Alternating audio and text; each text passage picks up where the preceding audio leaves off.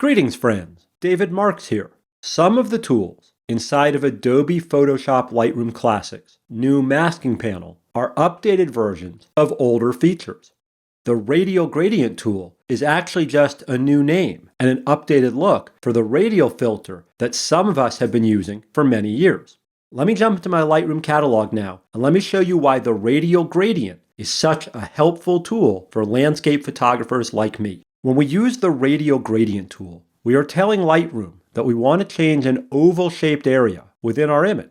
With this tool, we can tell the program that we wanted to change this specific place and then to fade these changes out so that the rest of the image remains unaffected. This concept is easy to understand, and I promise that I will show you how this works on a real image in just a minute. But stick with me here as I explain this tool's updated mechanics. To create a mask using the radial gradient, I'm going to tap here on this little circle, which is the symbol for Classic's new Masks panel. Next, I'm going to tap here to activate the radial gradient tool. When I do this, my cursor will turn into a little cross.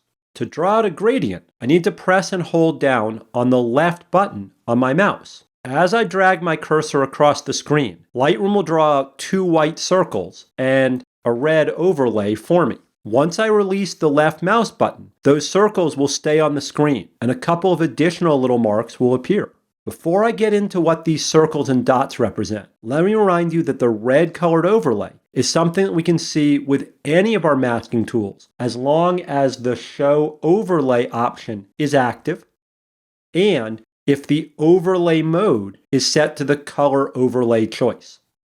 So the black dot in the center of these circles, that dot represents the middle of the radial gradient that I just created. At this dot, 100% of the changes that I'm going to make with this gradient will be visible on top of my image. If I drag the exposure slider down to -4, for example, then 100% of that -4 stop change happens right here underneath this black pin. What happens between that black circle in the center and the outermost of the white rings is controlled by our feather. Feathering is an Adobe Photoshop term that means to soften the edges or the spread of a change. The inner white circle here, the one with the tiny little red dot on it, this one represents our feathering. If I lower the feather all the way down to 0, then that inner white ring disappears because at 0 feather, I'm telling Lightroom that I want this 4-stop change to reach all the way out from the center to the edge of my gradient with absolutely no fall off. If I want to create a much subtler, softer change, then I can either drag the feather slider here back up to a higher value, or I can click and drag this tiny little red dot to change the feather while my cursor is still over the image. Next, we have these white dots along the far outer ring. These dots are handles that we can use to change the shape of our radial gradient. If I click and drag on one of these handles, then I can expand or contract the whole oval. If you want to maintain an even circular shape while you're dragging these around, then you need to hold down the Shift key on your keyboard. With the Shift key held down, then click and drag. If you want to create an oblong shape, and if you want the ability to move each one of these handles without changing any of the others, then hold down the Alt key on a PC or the Alt Option key on a Mac while you click and drag. This Alt click trick will give you more control. Finally, if you're happy with the shape of your gradient, but you just want to move its placement to somewhere else over your image, then click and drag from the black pin in the center.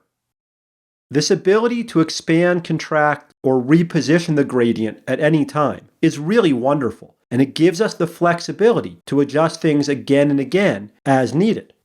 On the screen right now is a photo that I captured around one of the old stone bridges in Acadia National Park.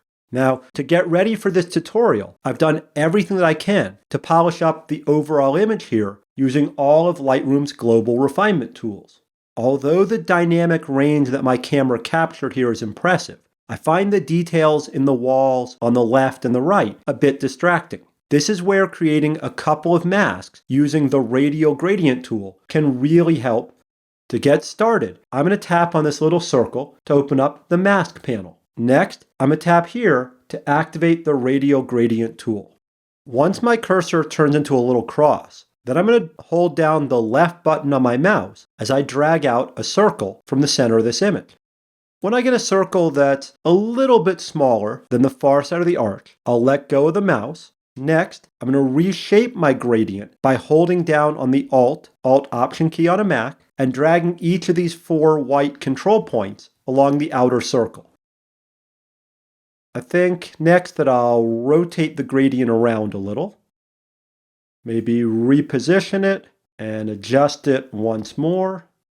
Now that I've told Lightroom where I want my changes to happen, I need to adjust these sliders over here in the mask panel to make the back part of my image brighter, warmer, and crisper.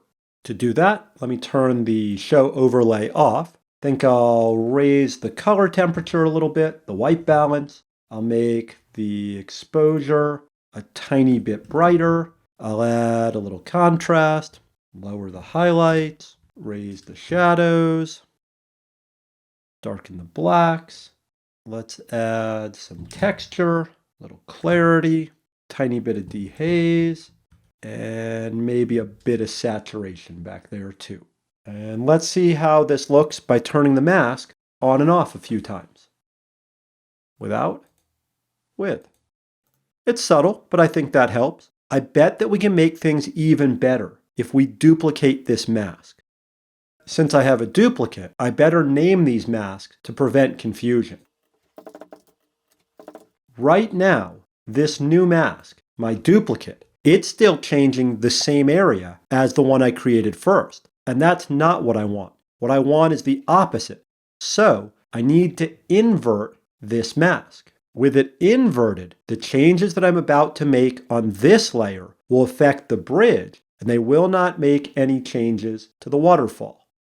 Next, I'm going to double click on the word Effect here at the top of the mask panel to reset all of these controls. And now, let's make the bridge and those rocks in the foreground a little colder, darker, and less crisp. Now, let me do a little quick reshaping here so that this covers a little more of the area that I want it to change. Maybe I'll reposition this one just a little bit too. And finally, let me adjust the feather a little. Okay, let me close the mask panel and let's see a complete before and after. On the screen right now is the image that we started with. This is where we were before I made any adjustments at all with those radial gradients. And this is where we are now. I'm going to call this one a complete success. Knocking some warmth and brightness out of those stone walls really helps to guide my vision straight back to the waterfall and the trees here. I hope that you found this video helpful. If you learned something today, then please hit the subscribe button and leave us a like or a comment down below. Thanks for watching, and I'll see you in our next tutorial.